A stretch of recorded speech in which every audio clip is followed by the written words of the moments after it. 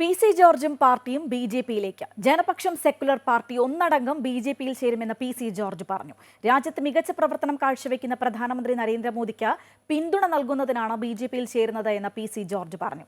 Party നിലപാട് BJP നേതൃത്വത്തെ അറിയിച്ചതായും ലോക്സഭാ തെരഞ്ഞെടുപ്പിൽ മത്സരിക്കുന്ന കാര്യം ബിജെപി തീരുമാനിക്കുമെന്നും PC ജോർജ് വ്യക്തമാക്കി. കേരളത്തിലെ ക്രൈസ്തവ വോട്ടുകൾ ലക്ഷ്യം വെച്ചുള്ള ബിജെപിയുടെ ശക്തമായ നീക്കങ്ങളിലൊന്നാകും PC ജോർജിന്റെ പാർട്ടി പ്രവേശനം. NDAയുടെ ഭാഗമാകാൻ താൽപര്യം പ്രകടിപ്പിച്ച PC ജോർജിന് മുന്നിൽ ബിജെപി മുന്നോട്ട് വച്ചത് പാർട്ടി അംഗത്വം സ്വീകരിക്കാനുള്ള ഉപാധിയായിരുന്നു. നീണ്ട ചർച്ചകൾക്കും ആലോചനകൾക്കും ഒടുവിൽ PC ജോർജ് ബിജെപിക്ക് വഴങ്ങി. കേരള ജനപക്ഷം സെക്കുലർ പാർട്ടി പിരിച്ചുവിട്ട് ബിജെപിയിൽ അംഗത്വം സ്വീകരിക്കുമെന്ന് PC ജോർജ് അമൃത ന്യൂസിനോട് പറഞ്ഞു. ബിജെപി ചേരുക എന്ന അഭിപ്രായമാണ്. കേരള ജനപക്ഷ സെക്കുലർ സംസ്ഥാനത്ത് മാത്രമുള്ള ഒരു ചെറിയ പാർട്ടി, അത് ലയനമല്ലത്. എങ്ങനെ ഈ നദിക്കകത്ത് പോയി ഒരു ചെറിയ ഒരു തോട് ലയിക്കുന്ന പോലെ കൊണ്ടുപോകാം. സത്യത്തിൽ പാർട്ടി പൂർണ്ണമായും ബിജെപി ലയിക്കുമെന്നും ഇക്കാര്യത്തിൽ പാർട്ടിക്കുള്ളിൽ ഏകസ്വരമാണെന്നും PC ജോർജ് വ്യക്തമാക്കി.